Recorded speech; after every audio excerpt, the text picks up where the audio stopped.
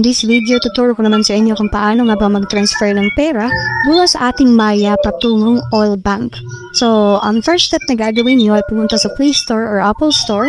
Tapos, i-update nyo muna yung application nyo sa Maya para hindi kayo maka-encounter ng mga glitch or mga problema sa pag-transact nyo. Kasi mapapansin nyo kapag hindi updated yung application nyo tapos mag-transact kayo, may mga error na nagpa-pop up. So, make it sure na updated yun para hindi tayo maka-encounter nun.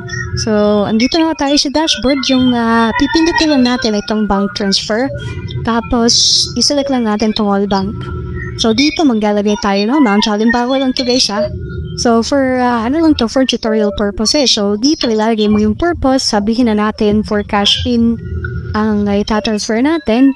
Then, ilagay nyo yung account number nyo sa All Banking dito. So, halimbawa, ito yung account number natin.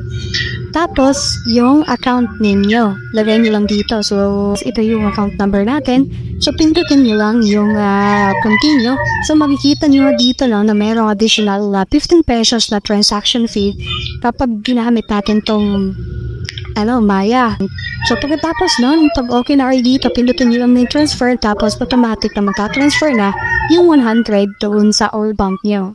Okay, so I hope nakatulong tong video na to. Please don't forget to hit the like, subscribe at ang notification bell.